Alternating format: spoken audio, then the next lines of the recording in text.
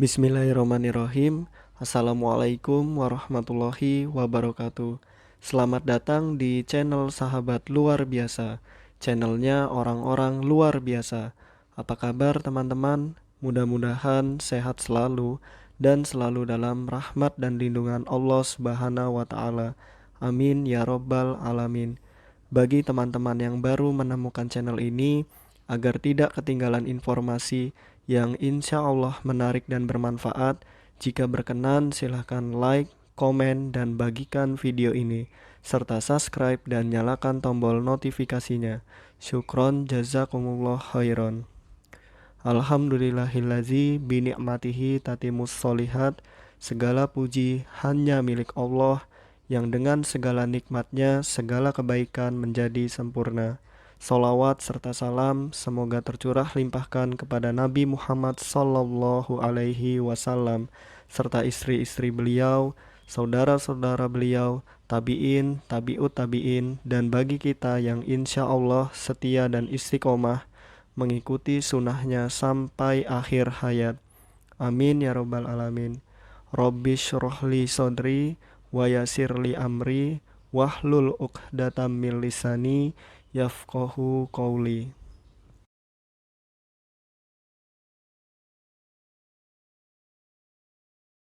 Nomor 1.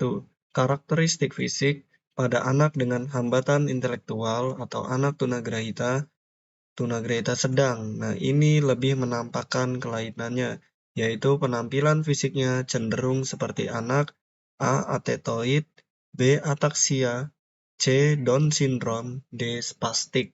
Nah, atetoid ini lebih ke tunadaksa ya teman-teman, ataksia juga kalau tidak salah. Nah, ini anak tunagrahita sedang itu biasanya karakteristik fisiknya itu seperti anak Down syndrome. Nah, spastik juga anak tunadaksa ya teman-teman. Jadi jawaban yang tepat adalah C. Down syndrome. Adapun pembahasannya, karakteristik fisik pada anak tunagrahita sedang ini lebih menampakkan kelainannya, yaitu penampilan fisiknya cenderung atau banyak dijumpai seperti tipe Down syndrome, koordinasi motorik lemah sekali, dan penampilannya tampak sekali terlihat dengan anak hambatan intelektual sedang atau anak tunagrahita sedang. Lalu adapun karakteristik psikis, yaitu pada umur dewasa mereka baru mencapai kecerdasan setara anak normal usia 7-8 tahun. Mereka hampir tidak mempunyai inisiatif, kekanak-kanakan, sering melamun, emosinya kurang stabil. Lalu karakteristik sosialnya, banyak di antara mereka yang sikap sosialnya kurang baik, rasa etisnya kurang, dan nampak tidak ada rasa terima kasih, rasa belas kasihan dan tidak peduli terhadap lingkungan. Lalu pemanfaatan waktu luang yaitu untuk anak dengan hambatan intelektual atau tunagrahita sedang sangatlah penting, salah satunya untuk menerapkan perilaku yang tepat. Lalu pemanfaatan waktu luang untuk anak dengan hambatan intelektual atau anak tunagrahita sedang sangatlah penting, salah satunya untuk menerapkan perilaku. Nomor 2, mereka lebih banyak belajar dengan membeo atau rote learning daripada pengertian. Dari hari ke hari mereka membuat kesalahan yang sama. Ini termasuk karakteristik A. Sosial emosi, B. Fisik kesehatan, C. Kecerdasan, D. Akademik. Nah, ini lebih ke akademik ya, teman-teman. Jawaban yang tepat adalah D. Adapun secara akademik, kapasitas belajar anak tunagrahita sangat terbatas. Lebih-lebih kapasitasnya mengenai hal-hal yang abstrak. Mereka lebih banyak belajar dengan membeo atau rote learning daripada pengertian. Dari hari ke hari, mereka membuat kesalahan yang sama. Mereka cenderung menghindar dari perbuatan berpikir. Mereka mengalami kesukaran dalam memusatkan perhatian dan minatnya cenderung sedikit. Mereka juga mudah lupa, sukar membuat kreasi baru, serta rentang perhatiannya pendek. Nomor 3, kemampuan dalam berinteraksi di lingkungan sekitar terbatas. terutama di lingkungan rumah, sekolah, dan belum mampu menyesuaikan diri terhadap lingkungan dan perubahan-perubahannya. Karakteristik ini menurut A. Muhammad Amin, B. Igak Wardani, C. Bandi Delvi, atau C. Somantri.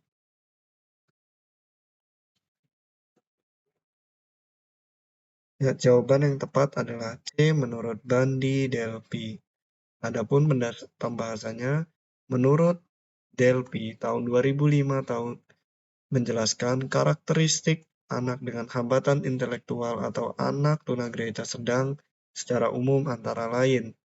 Yang pertama, mempunyai keterlambatan dalam perkembangan kognitif dibandingkan dengan anak tunagrahita ringan dan anak normal pada umumnya.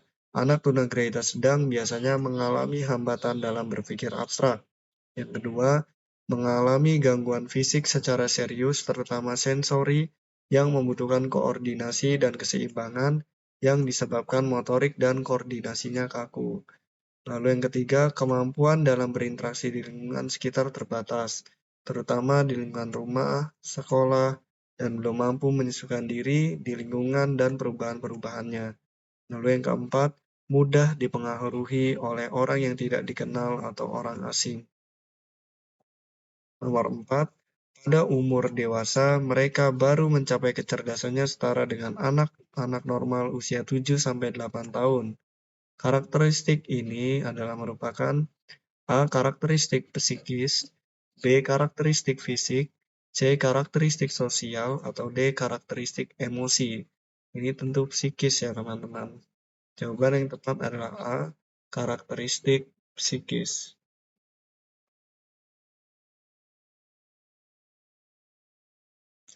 Adapun pembahasannya karakteristik fisik. Pada anak tunagrahita sedang, ini lebih menampakkan kelainannya, yaitu penampilan fisiknya cenderung atau banyak dijumpai seperti tipe Down syndrome, koordinasi motoriknya lemah sekali, dan penampilannya tampak sekali terlihat dengan anak hambatan intelektual sedang atau anak tunagrahita sedang. Yang kedua, karakteristik psikis. Pada umur dewasa, mereka baru mencapai kecerdasan setara anak normal usia 7-8 tahun.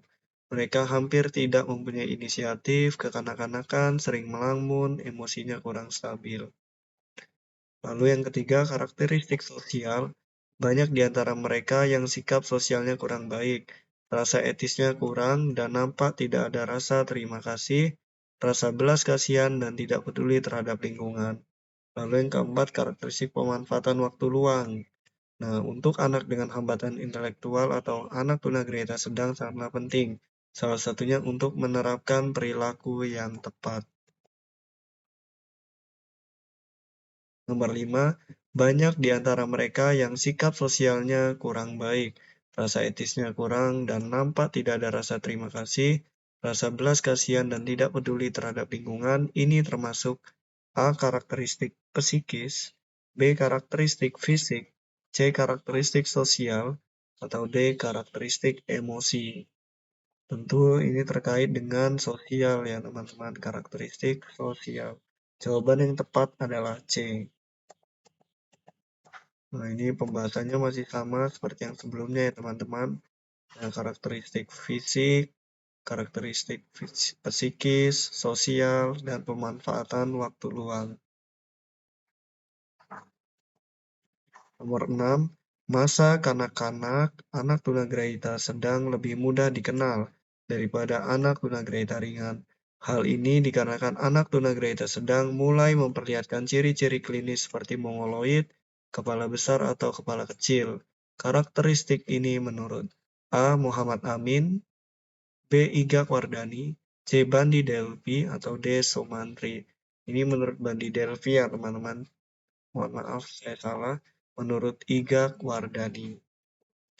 Nah, sedangkan menurut Wardani, Igak, dan kawan-kawan tahun 2007 mengutarakan karakteristik pokok yang merupakan karakteristik khusus anak tunagrahita sedang, antara lain pada masa kanak-kanak anak tunagrahita sedang lebih mudah dikenal daripada anak tunagrahita ringan.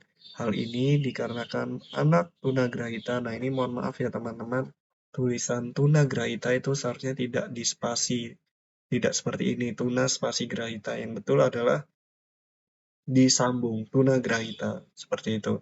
Sedang mulai memperlihatkan ciri-ciri klinis, seperti mongoloid, kepala besar atau kepala kecil. Tunagrahita sedang hampir tidak bisa mempelajari pelajaran-pelajaran akademik. Perkembangan bahasanya lebih terbatas daripada anak tunagrahita ringan. Mereka berkomunikasi dengan beberapa kata.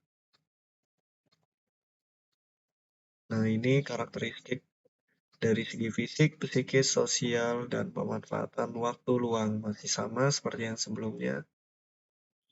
Nomor 7, pada umumnya mereka masih dapat dioptimalkan potensinya dalam hal mengurus diri sendiri dan keterampilan akademisnya sangat sederhana, seperti A. Menulis cerita pendek, B. Menulis kalimat berjenjang, C. Menulis kalimat lengkap, D. Menulis nama sendiri. Nah, yang tepat adalah D ya teman-teman, menulis nama sendiri. Ini sangat penting sekali apabila anak tunagrahitanya itu tersesat atau menghilang atau hilang. Jadi jika dia sudah bisa menuliskan nama sendiri, jadi orang yang membantunya tahu namanya. Seperti itu ya teman-teman. Ini sangat bermanfaat. Sederhana tapi bermanfaat.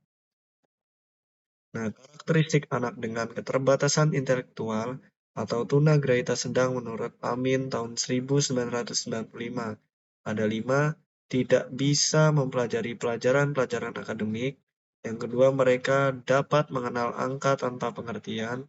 Yang ketiga, dapat menulis dan membaca sederhana seperti menulis namanya sendiri, nama orang tua. Nah, ini ya teman-teman. Yang keempat, perkembangan bahasanya lebih terbatas daripada anak tunagrahita ringan. Lalu yang kelima, kecerdasannya sama dengan anak normal berusia 6-7 tahun. Nomor 8, pemanfaatan waktu luang untuk anak dengan hambatan intelektual atau anak tunagrahita sedang sangatlah penting. Ini termasuk A. Karakteristik perilaku, B. Karakteristik fisik, C. Karakteristik sosial, atau D. Karakteristik emosi. Yang mana teman-teman?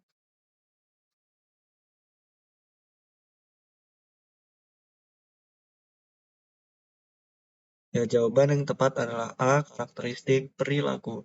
Adapun pembahasannya, pemanfaatan waktu luang untuk anak dengan hambatan intelektual atau anak tunagrahita sedang sangatlah penting. Salah satunya untuk menerapkan perilaku yang tepat.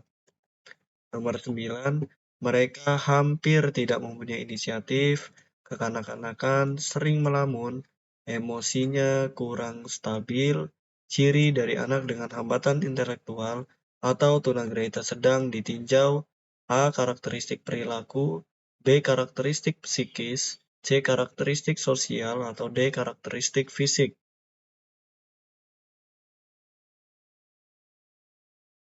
Jawaban yang tepat adalah B. Karakteristik psikis.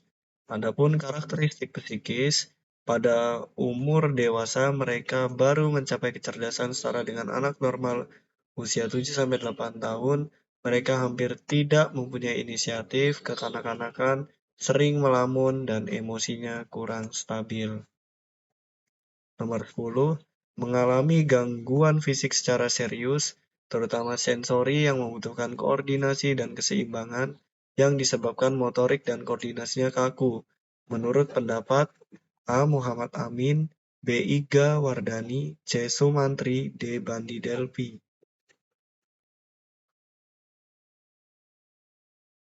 Jawaban yang tepat adalah D ya teman-teman, Bandi Delvi.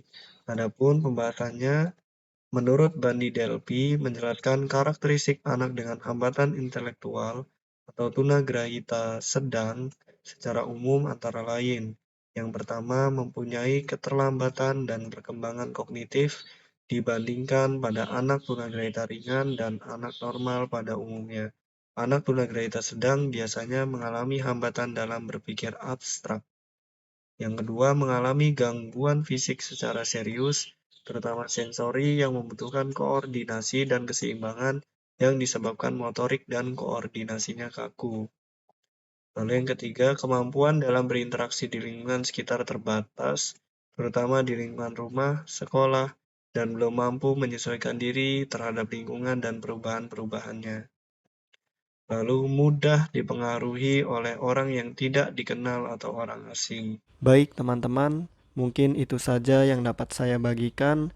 Apabila ada kebenaran, pastikan itu datangnya dari Allah Subhanahu wa taala, dan apabila ada kesalahan, pastikan itu datangnya dari saya. Maka apabila ada kebenaran, mohon doakan kebaikan, dan apabila ada kesalahan, mohon dimaafkan dan diingatkan. Syukron jazakumullah khairan. Allahumma inni as'aluka ilman nafi'an wa rizqan thayyiban wa amalan mutaqabbalan. Subhanakallahumma wa bihamdika asyhadu an la ilaha illa anta astaghfiruka wa atubu ilaik. Wassalamualaikum warahmatullahi wabarakatuh.